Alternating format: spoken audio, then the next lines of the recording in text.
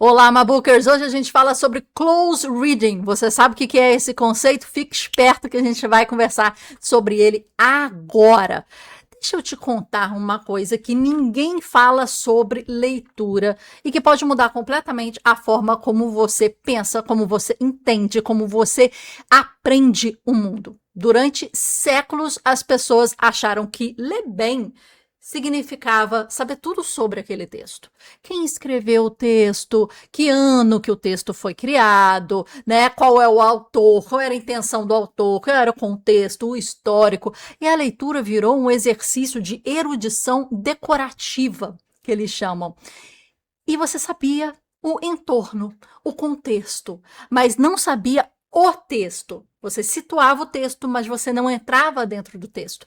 Aí, no século XX, em Cambridge, um professor começou a desconfiar de que havia algo muito errado acontecendo dentro das salas de aulas mais prestigiadas do mundo, e o nome dele era I.A. Richards. Então, começou a chamar de close reading, sabe? Richards, ele percebeu algo muito perturbador. Os alunos brilhantes, cultos, cheios de referências, simplesmente não sabiam ler de verdade. De verdade, eles repetiam, né, interpretações consagradas já, eles repetiam palavras bonitas, mas quando eram confrontados com um texto cru, né, assim, puro, eles travavam. Então ele fez um experimento que hoje parece muito óbvio, mas naquela época, né, foi bem interessante. E o que ele fez? Foi quase que uma heresia, né? Ele entregou poemas aos alunos sem dizer quem era o autor, quem era o dono daquele poema, sem dizer a data, sem dizer a escola literária, sem fazer esse preâmbulo de contexto histórico e tudo mais. Apenas o texto puro e cru, né? E ele pediu: leiam o texto e explica o texto, né? E aí o resultado foi um desastre, né? E o diagnóstico foi genial. Os alunos projetavam emoções que não estavam no texto, ignoravam palavras-chave, inventavam sentidos, confundiam o tom do texto, o ritmo, não compreendiam as metáforas. O problema não era a falta de inteligências, eles eram inteligentes, estavam lá por causa da sua inteligência, né? Em Cambridge, era a falta de atenção. Sabe, e o Richards, então, ele formula a ideia que vai virar um divisor de águas. A maioria dos erros na literatura não vem da ignorância, vem da leitura descuidada, da forma em que se lê. E a partir disso nasce o que depois ficou conhecido como close reading, ou leitura de proximidade. Aqui, olha, nessa apresentação que a gente está fazendo para você, coloca close reading não surgiu como moda, mas como uma reação intelectual a leituras superficiais e interpretações soltas. Não é sobre o que o autor quis dizer, mas o que está, né, sobre o que o texto faz. Ponto. É o texto. O princípio central é que o texto é um sistema autônomo de sentido. Quer dizer, ele por si só, ele já vai dar o sentido a ele não precisa desse contexto todo. Isso não significa que o contexto, a história não importe. Significa que a análise do texto deve vir antes do contexto em si. O contexto de ruptura. Aqui está um momento, né, que isso foi criado, uma crise de autoridade, leitura focada na história e não na obra, novas ciências, Freud, psicologia, e Sarrose, linguagem, linguística, mudavam o entendimento da mente. E educação decorativa, alunos repetiam interpretações consagradas sem percepção total. Então, esse era o contexto ali da crise da autoridade intelectual. No início do século XX, a leitura era dominada por fatores externos. O texto valia menos do que tudo ao redor dele. Diante disso, surge uma pergunta radical: será que a gente sabe ler mesmo? Né? Então, isso é muito interessante. E aí chega I.A. Richards, né, com o close reading, né, e que é uma leitura de proximidade. O close reading, ele não é para você ler devagar por ler devagar. Não é isso. É ler com uma precisão cirúrgica. É observar a escolha das palavras, das repetições, dos silêncios, das metáforas, das tensões, né? É dissecar o texto em si, né? Pela sua forma, por a sua condução e analisar o texto em si. O Richard dizia que o texto é um campo de forças, né? O sentido não está numa frase isolada que é colocada ali, mas no equilíbrio entre os elementos, que às vezes até se contradizem, né? E aqui vem a curiosidade poderosa. Ele não estava só fazendo crítica literária, né? Ele estava falando sobre uma crítica bebida diretamente da psicologia, da filosofia da linguagem e da retórica. Ele queria colocar esses pontos em pontos centrais. Ele queria entender como o significado nasce na mente do leitor. Para ele, palavras não têm sentidos fixos, elas produzem efeitos. E isso muda tudo, né? Isso muda tudo. Por quê? Ele desmonta duas ilusões aqui, muito comuns que a gente tem ainda hoje em dia. Aqui o texto significa o que eu sinto e o que o texto significa, o que o autor quis dizer, né? Então são duas coisas distintas. Eu me colocando ali dentro e o que o autor quis dizer. E são duas coisas completamente, né, opostas às vezes. Para o Richard, ler é um ato disciplinado, é uma negociação entre o que está no texto e o que acontece em você. Então, esse movimento tá aqui, vem para cá, né? Vem para cá, vem para cá. E o que sai? É essa negociação. Mas quem manda, nesse caso que ele fala, não é você, é o texto. É o texto que deve ser protagonista disso. Entendeu? E quanto mais alguém usa palavras difíceis para explicar algo simples, maior a chance de estar escondendo um entendimento raso. Simplicidade para ele não era empobrecimento, era prova de domínio. E essa abordagem influenciou diretamente o New Criticism, quer dizer, a nova crítica, vamos traduzir assim, né? Que dominou as universidades por décadas e virou a base da leitura analítica moderna. Sem Richards, não existiria o close reading, né? Como prática central. Não existiria a ideia de que aprender não é repetir, mas construir o conceito por dentro. E olha que curioso que é, né? Tudo isso surge justamente no momento histórico em que o mundo começa a ser inundado por informações, cada vez mais. E hoje em dia, cada vez mais, né? Imagina, naquela época, imagina hoje, né? Richards antecipa o problema que existe hoje, né? O excesso de dados e pouca compreensão. Vamos passar aqui, olha. Aqui fala um pouquinho do experimento com os poemas, sem contexto, sem autor, sem data, né? Somente o texto em si, pelo texto em si. A maioria das falhas de leitura não vem da ignorância, mas da falta de atenção, né? Sem a muleta do contexto, os leitores projetavam seus próprios sentimentos no texto e o experimento desmontou a ilusão de que o texto significa o que eu sinto, que não era isso. E aqui a gente fala da nova crítica, né? Trazendo esses nomes aqui interessantes, de dar uma olhada aqui. Kenneth Brooks, John Crowe Ransom e William Winsett, né? Então, vamos lá. No fundo, esse close reading é uma tecnologia de atenção. Mais do que uma questão de leitura, uma técnica de leitura é uma técnica de atenção e de foco. É treinar o olhar para não escorregar na superfície, né? É sair do eu acho e entrar para o texto faz isso, o texto fala isso, né? E não a minha interpretação, não. Aqui está dizendo isso, né? E quem teoricamente deveria fazer isso muito bem, né? O direito, a psicologia, né? Diversas matérias exigem isso, né? Eu não vou interpretar a lei, é o que a lei diz. Senão a gente vai ter, né, uma coisa doida de todo mundo interpretando de várias formas. Não, o texto diz, o texto por si só, ele já se fecha, né? Quem domina isso não só lê melhor, ele pensa melhor, ele decide melhor, ele cria melhor, sabe? Porque aprende a lidar com a complexidade sem se perder nela. E talvez isso seja a maior provocação do próprio Richards, né? Não é o texto que é difícil, é a nossa pressa por nos tornar leitores superficiais.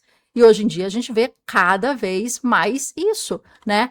Vamos ver aqui. Campos de forças. O texto não é uma linha reta, é um sistema de tensões. Efeitos. Palavras não têm significados fixos. Ele tem efeitos contextuais. Então, é claro, o que o texto está dizendo ali, né? Você não pode tirar a parte, né, pelo todo. O sentido emerge do equilíbrio entre contradições. A estrutura que organiza um pensamento mas não apenas enfeites, né? Quem pratica, a gente falou um pouco de filosofia, arte, direito e psicanálise, né? É como uma ferramenta, né, para leitores estratégicos. A gente tem que ler como a gente lê. A interpretação vem depois. A interpretação é um exercício extra depois daquilo, que a gente pode interpretar. Vai num debate, numa troca de ideia e tal. Mas quando a gente fala do texto, o texto tem que se servir.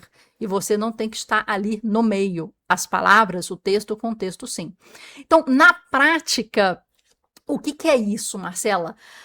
Suspensão e repetição. Ler é reler, é reler, é reler, é reler. Leitura lenta e repetida. Então, o que significa o close friend na prática? Né? Trazendo aqui para o que você vai fazer no seu dia a dia. Então, o mesmo trecho deve ser lido várias vezes, cada vez com uma intenção diferente. Não interprete rápido. Primeiro, descreva o que está ali. Só formule o sentido após a descrição exata. Segundo passo, escolha de palavras. Por que essa e não aquela? Eu gosto muito da etimologia da palavra. Quer dizer, da onde vem a palavra na sua raiz etimológica, na sua formação de raiz, né? E isso diz muito sobre a escolha da palavra. Verbos, ação, estado, tempo, ritmos, pausas, pontuações, tudo isso é fala, é escrita, a não fala também é, né? Não sei se vocês já escreveram um livro ou se aventuraram nisso, né? Eu fiz uma vez uma comparação que eu acho que algumas pessoas não concordaram, mas eu concordei completamente comigo. É o seguinte, quando você está pintando um quadro, você está com um quadro em branco. Quando você está escrevendo, né, um livro, você está com um papel em branco. Vamos colocar assim, né? Só que ali você tem um lápis para você escrever. E você vai poder escrever, as tintas, né? Elas são as palavras. Só que existem tantos caminhos para se escrever, muitos caminhos para se escrever, que é uma loucura. Você pode começar na primeira pessoa, na terceira pessoa, você pode começar pelo fim, você pode começar cronologicamente invertido, você pode começar muito descritivo, você pode começar. Cara, você pode pegar diversos ângulos e a escolha é uma coisa muito importante. Agora, para mim, na escrita, que já escrevi, tenho 4 livros publicados, sendo 3 best-sellers, são mais teóricos, não são escrita, assim, de ficção. E sou pintora da Academia Brasileira de Belas Artes, né, tendo aí mais de 20 anos de carreira como pintora. Então, falando, né, sobre essas duas áreas que são as minhas atuações prioritárias, né, na vida como profissional, para mim é muito mais difícil escrever do que pintar. Porque vamos fazer uma analogia, vamos pintar a la Pollock, né? Então, eu escolhi a cor, a tinta é aquela, né, acrílica, óleo, não sei o quê, e eu vou despejar a tinta. Então, eu vou fazer um movimento e como cair, caiu. Agora, a gente não pode voltar muitas vezes para trás na pintura, a gente não pode ficar criando camada em cima de camada, em cima de camada, você tem um limite para isso, mas a escrita você pode. A escrita você pode apagar quantas vezes você quiser, você pode reescrever quantas vezes você quiser, você pode começar de diversos ângulos. O papel, a tela, ela é um pouco mais concreta, ela tira um pouco das possibilidades que um simples lápis ou caneta num papel pode abrir, entendeu? Então, o silêncio, ele também é a forma, o silêncio, a palavra utilizada, o verbo utilizado, as reticências, tudo fala. O que mudaria se uma palavra fosse outra, se um ponto, né, fosse outro. 3, mapeamento de tensões. Onde o texto se contradiz, onde ele hesita ou força uma ideia, onde é omitido, né? Forma e sentido, nada é neutro, a forma produz o significado, o leitor deve mapear como o texto controla a resposta emocional. Os benefícios cognitivos reais, né? Vamos dar uma olhada aqui, deixa eu aumentar aqui para vocês. Pensamento preciso, menos achismos e mais clareza na formulação das ideias. Gestão de complexidade, textos difíceis deixam de intimidar, a estrutura se torna visível, melhor argumentação, a escrita se torna mais intencional e fundamentada. E 4, sensibilidade estética, desenvolvimento do olhar crítico para curadoria e criação. Né? Então, o paradoxo aqui da velocidade, e isso aqui é muito importante, né, a gente entender esse mapa aqui, esse gráfico, compreensão e tempo. Na leitura comum, a gente faz esse emaranhado, né? E sai. No close reading, ele parece mais devagar, mais lento, ele não tem tantas emoções. Olha o outro, parece até um parque de diversão, uma montanha-russa. Parece que tem emoção e que você até atinge níveis de compreensão mais rápido. Tá vendo aqui? Ó, você chega a um nível de compreensão mais rápido do que esse. Olha, aqui o close reading só vai chegar aqui no tempo. Você chega aqui, mas depois se embola, e aí fica um emaranhado, sobe, desce, se embola e depois desce, porque você se frustra, né? Então, desacelerar entre esses chaves economiza tempo no longo prazo. É esse platô que tá aqui, ó. Subiu, não entendi certas coisas. Ok, platô, calma aí, deixa eu trazer mais conhecimento, né? E aí subiu de novo. Então, às vezes vale mais ir dessa forma em platôs do que a forma doidinha do outro. Autonomia intelectual. Não é sobre ler mais livros, é sobre ler melhor os livros certos. Livros certos. Isso também é uma coisa muito interessante. A curadoria, por isso que a nossa preocupação com a curadoria do nosso clube do livro, do Mabook Club, é o primeiro ponto dentro da nossa plataforma. É curadoria, mindset, né? Para você escolher, para você saber quem seguir, para você conseguir não perder tempo, sabe? Lendo, às vezes, livro blockbuster que vai dizer mais do mesmo e ainda não tão profundo, ok? Essa técnica muda o jeito como você pensa, não só como lê. Ela permite navegar o mundo da formação com critérios próprios, sem depender da validade externa, né? Uma tecnologia de atenção. I.A. Richards nos mostrou que a informação não é compreensão. Num século em que começava a perder foco, o close reading nasceu como uma ferramenta de sobrevivência cognitiva. Não basta ter acesso ao texto, é preciso saber habitar o texto. Olha que frase interessante essa. É preciso saber habitar o texto. Né? Isso é super interessante. Enquanto, quando você aprende a ler assim, algo muda. Você deixa de consumir ideias e começa a dialogar com elas, né? E a partir daí, não é só a leitura que se transforma, mas é a forma como você entende o mundo que se transforma. Por isso, a gente parou muito tempo aqui já na nossa comunidade, sabe? De contar ou dar importância. A gente ainda faz o nosso controle, porque a gente usa a plataforma Scoob para o nosso acompanhamento de leitura, a gente faz os livros lidos do ano e etc. Mas o que acontece? Não é importante. Não é importante, gente. A quantidade, eu prefiro ler 10 livros e ler bem e fazer um estudo, não ler, mas estudar, né? O verbo frente ao livro para a gente mudou. A gente não lê mais livro, a gente estuda, disseca, né? A gente entra, a gente habita. Essa frase aqui ficou fantástica. A gente habita, né?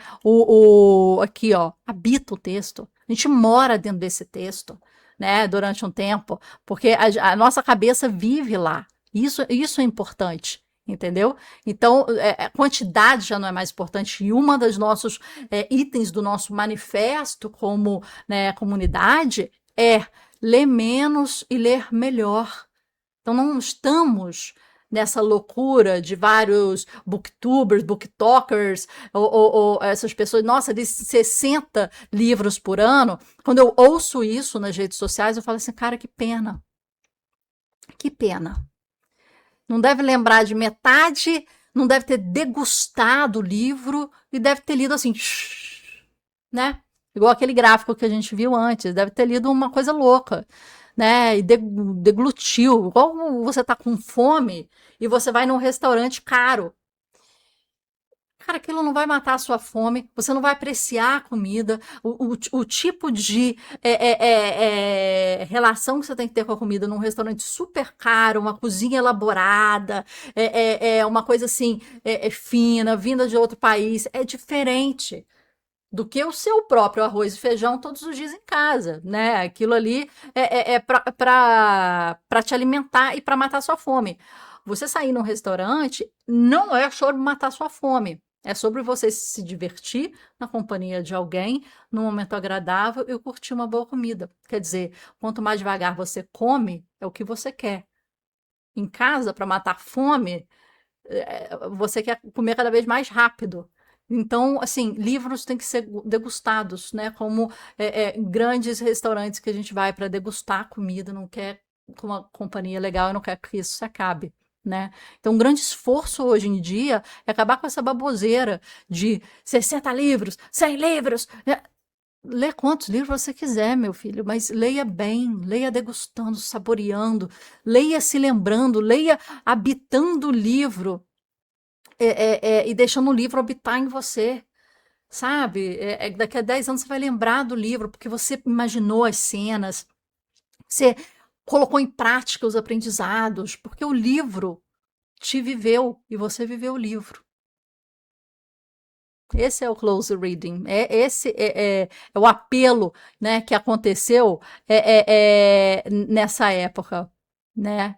E hoje em dia está cada vez mais forte, cada vez mais necessário fazer isso. Então, continuamos lendo aqui, ó, lendo com proximidade. Esse é o close reading. Não necessariamente devagar, com proximidade, entendendo que o texto é importante. Bora? Espero que você tenham gostado desse conceito e segue a gente aqui, não custa nada e para a gente faz uma diferença imensa ter o seu joinha, a sua curtida, você seguir a gente, eu agradeço muito. E se você quiser passar um passo além, e nos confiar o seu tempo e sua atenção, a gente tem uma comunidade, chama Mabook Club, todas as informações estão aqui abaixo, em que a gente lê e, na verdade, a gente trabalha na sua melhor versão. É isso, são hábitos e leituras para você ser o seu melhor, mais rápido possível. Então, aqui a gente discute conceitos, lá tem leituras comentadas, a gente escolhe livros para ler, lê de cabo a rabo, completo, a gente pega na mão e lê junto, comenta junto, anota junto, né? Então, assim, não tem essa fominha de um livro por mês. Não é isso, às vezes um livro pode ser 2 meses e tal, a gente vai curtir, degustar. Close reading, sabe? É esse o nosso conceito. Então, se quiser ir um passo além para seu desenvolvimento, eu te aguardo no Mabook Club. Informações aqui abaixo. Até o próximo vídeo. Já segue aí a gente, já curte, já clica no próximo vídeo para ver que você vai adorar.